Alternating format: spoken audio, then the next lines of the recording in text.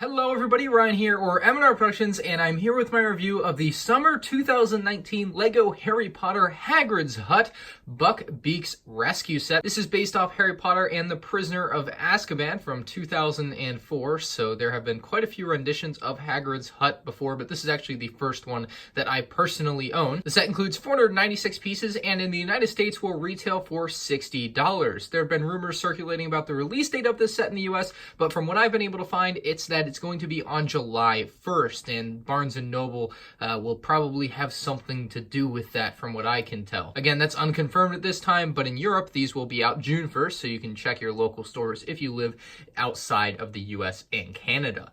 Anyway, let's go ahead and take a look at the box art here. If you haven't been looking already, looks like we have Hagrid's hut in the mountains. We have Buckbeak eating at some pumpkins with Harry Potter giving a nice little pet there. You got the light brick included, Harry Potter logo on the top right there. Not too much different from what we saw last year. I believe they might have updated it a little bit given the characters an older look, but for the most part very similar. Same with the color scheme of the box, all pretty similar to what we had before. All the minifigures shown off on top with a 1-to-1 scale Hermione there.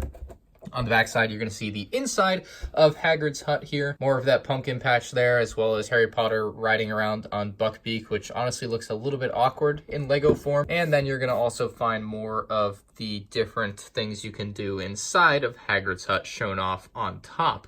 Of note, this set does have the thumb tabs, so I've been noticing Lego's been using tape a lot lately, but this set in particular did have thumb tabs, so it's just something weird that I thought I would note. Also to be noted, there are no errors in the instruction manual from what I found. This is Hagrid's hut after all, so we will start with Hagrid himself, and honestly, this is my first Hagrid minifigure I've ever owned, and I am incredibly impressed. The minifigure is a behemoth compared to regular minifigures, as he should be, because that's how he is in the Harry Potter movies, so can't go wrong with that, of course. They give him this custom molded kind of trench coat torso, which looks incredible, and obviously these much larger arms for him as well. The head and these small legs are normal pieces, as well as his hands are very normal pieces as well. He has a very nice hairpiece on him, which actually kind of reminds me of the movie Wilson. So I think the movie was called Wilson, or was it Castaway? The movie was Castaway, that's it, but it had Wilson in it, that's right. But yes,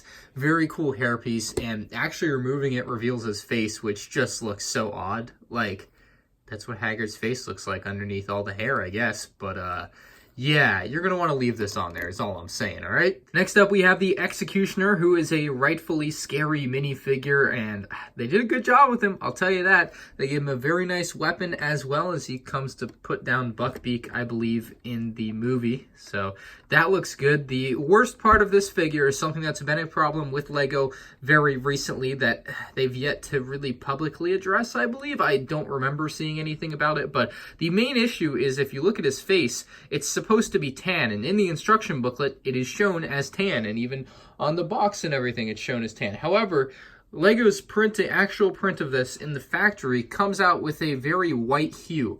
It is not a very deep and colorful color, if that's the best way to put it. Like, the color just doesn't match everything. It looks like it's white instead of tan, so Lego needs to get a hold of that one and try to fix that. I don't love the way the faces are looking on figures like these now, where they try to print tan on a dark color. Whatever their new printing process for that is needs to change back to the old one, because this is just unacceptable for a product that is supposed to be the highest quality in its category. So hopefully they can get that figured out by 2020. This is the Minister of Magic. They've given him a very nice suit, as well as a green tie underneath there. He's got a very stern look to his face, a little bit of an older fellow. He also has a very nice hat that really is, I believe, a custom hat just for this set. It might be exclusive to this set. Correct me if I'm wrong in the comments section below. Pretty standard back print there with just a few lines for extra detail, and overall a very nice figure, nice inclusion in the set. Moving along, we get to the main characters of the Harry Potter films here. Of course, starting with Harry Potter. He's going to have his scar right there in between his hair. That is definitely present. He's got his nice glasses, got eyebrows, as you would expect. Nice smirk on him as well. He's wearing his little blue jacket with the lighter blue undershirt. He's got a dark brown wand and the dark tan mid-legs, which are going to be easily posable, as the mid-legs are new for 2018, obviously carrying over here to 2019. 2019. His second face is a bit of a more stern look and still retains, obviously, the glasses, the eyebrows, of course, very important, and the scar on his forehead. So good job, LEGO, with Harry Potter. Next up is Hermione, who's wearing a very nice pink jacket with some sort of necklace or something on there in the middle. I'm sure that has something to do with the movie that I've forgotten at this point. She also has regular blue mid-legs, which look very nice. She's got a regular dark tan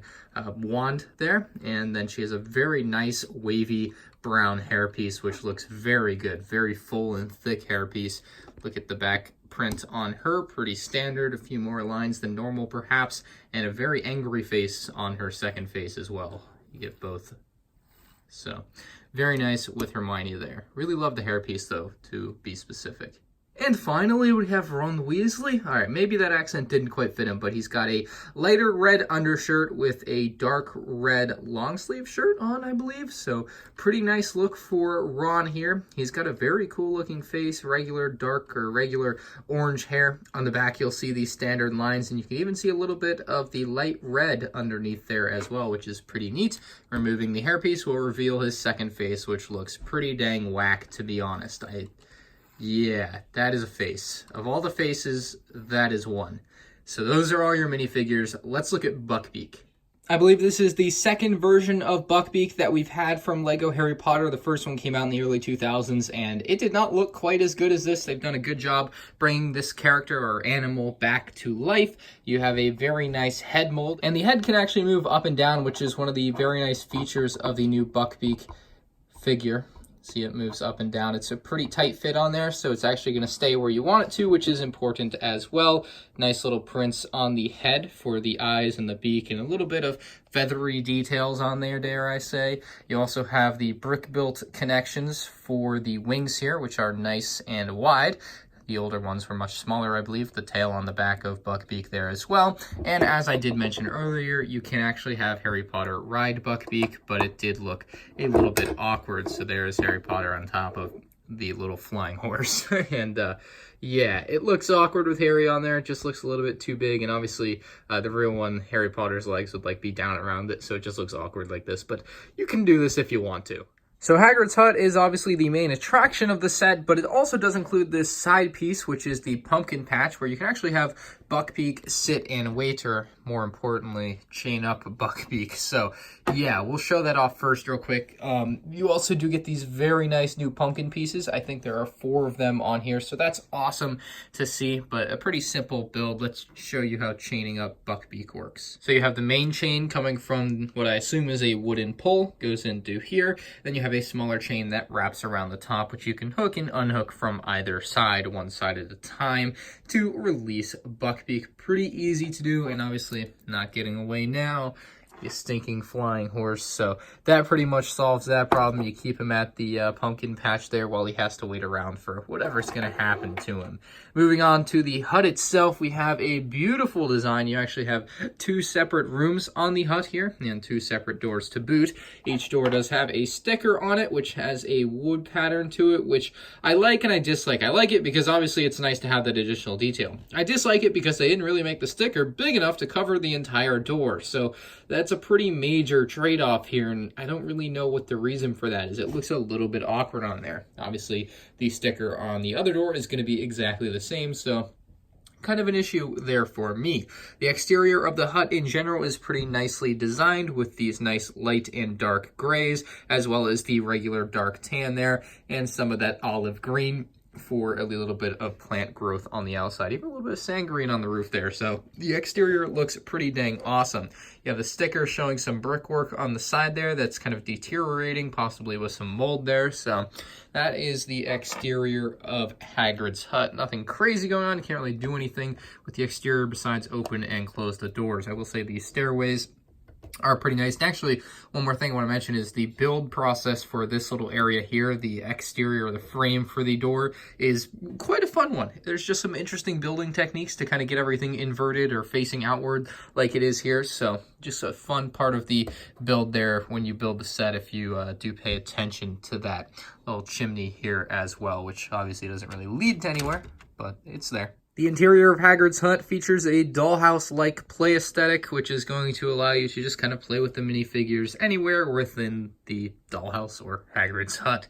You have quite a few accessories lining the roof of the hut. You have a spider, looks like we have a meat chopper of some sort, a bucket, a Indiana Jones whip, an ice cream spoon, and a frying pan. We also have that magical circular thing there, which we'll get to, or sphere, which we'll get to in a moment. We have a pink umbrella as well as a shovel inside of that crate near the main door. And we have a very large chair, a very large sack next to the very large, maybe that's Santa's chair. No, just kidding. We also have a table here with a teapot, I suppose. Table's pretty nicely designed with a couple of chairs for a couple of figures to sit in. We have an egg on the fire there, a couple of fire pieces in the fireplace, and actually a very interesting feature there with that. You can push down on this ball piece here, and it's actually going to use that light brick that we showed on the box earlier to have it light up the flames or the fireplace and actually make it look like it's on fire. So that's actually a really cool feature of this set. Unfortunately, it doesn't really work by pushing this down, at least not in my experience, which would have been nice and easy to do. You gotta lift this up and then push it down. Attached to the outside via a clip is a very small broom, a little bit of an awkward placement considering nothing else resides outside like that, but it's there. We have a small wood piece on top there with a printed wood pattern, which looks kind of neat, but nothing else really inside on this first room. We have a doorway leading to the second room, which is always open. We have a large chest here, and inside that chest is going to be a chocolate frog. So yes, you get a chocolate frog in this set. Who doesn't want that? We also have the Daily Prophet with the boy who lived. There he is, found him. We knew it. And, you know, a little bit more information on their exclusive Harry Potter. So, yeah, a little candle there as well, and a chair. So, I mean, that's the interior. There actually isn't a ton to do other than creative play, like a dollhouse. Like, you just literally just play with it. Like, I don't know how else to explain it. So, I have run across a problem here. I was going to put all the minifigures in there and set them up, but in doing so, I've actually found that it is slightly difficult to actually fit my hands in here. Obviously, I'm 22, and maybe this set is, what is this set recommended for? Ages 8 and up. So an 8-year-old might have an easier time than I have with this. But if you are my age and you have hands that can kind of palm a basketball, you might have trouble with that. So you can try to fit them in there, and my hands are just too big. Every time I've knocked that table out, without fail, and it's on this little one stud thing, which probably doesn't help it either, but you really have to pull it out to put the figures in there. I mean, I guess the thing about that is that they did put them all on these one stud things. So you can actually just remove stuff like that, gives you easier access to the back of the interior, and then when you're done with that, you can just place them back on. So I suppose that is the workaround for that. I definitely think they did have to think about that, and that seems to be the solution they came up with, because there's no way to like open the ceiling to give you more access to it, because that's just not how this particular set works. The ceiling is just very technicky in there, and it doesn't open up like that. It's just not the way it works, like I said. So we'll put that table back on, and there goes Hermione. So you can see what I'm getting at. It might be a little bit troublesome. It seems to be a solution that's creating another problem that doesn't really have a solution, because the other thing, if you take it away, creates another problem. So either way, you're screwed. This should give you an idea of what it would look like with minifigures in all of the different sections. You have Hagrid, Hermione, and Ron over here. We have Harry Potter in the smaller room, kind of looking at his newspaper. And then we have the Executioner and Minister of Magic there, kind of walking by Buckbeak, who's in the pumpkin patch, which I think is a really cute part of this set. So overall, Hagrid's hut. Playability is decent, right? Like, it's got some nice functions. It's very much a dollhouse type play. You're going to have some creative play. It's not really a function heavy set like a lot of the, like Star Wars spaceships are, like the Slave One and stuff like that. This is more of like it's nice on display, business in the front, party in the back type set. Pretty standard, kind of like the Great Hall there. That's very reminiscent of this set, just kind of on a different scale for something else, but same concept. Nice view through the windows there. You can do some peeping on Harry Potter, reading his new... Oh, there he is. Found him. Harry Potter, you're exposed. But overall, I am going to give this set a 9 out of 10. I think other than the slightly pricey price point of $60 in the United States, it's an awesome set. It's got a very nice displayable front side, a very nice and open back side, although I will say, like I mentioned earlier, I have had a little bit of trouble trying to access the interior, but as I showed you, they do kind of offer a solution to that, although it's obviously not perfect, and that's a tough part about it. It's just not perfect, and that's why it's a 9 out of 10. Obviously, the minifigs are awesome. The 6 that you get are excellent choices, and the new Buckbeak design is awesome. Pumpkin patch, great pumpkin patch. Why, like, who doesn't want a pumpkin patch? Now you could have a Lego pumpkin patch. So yeah, you should probably get this set if you're a Lego Harry Potter fan, just saying. Hagrid is one of the coolest characters from Harry Potter, in my opinion. I love the guy. Really nice, gentle giant type character. Anyway, let me know what you guys think about this set in the comments section down below. It should be releasing June 1st, 2019 in all countries that aren't America and Canada, I think, or North America, and then in North America on July 1st, although that information may change over time depending on when you're watching this video. It may or may not be relevant, so check lego.com for more details. Anyway, thank you all for watching. Leave a like if you did enjoy, subscribe to the channel if you're new here, and again, comment your thoughts on this set down below. Check out my other Lego Harry Potter set reviews on my channel. I'll be reviewing all these summer 2018 sets here soon, so make sure you check those out if you haven't already, if they're available. Peace out.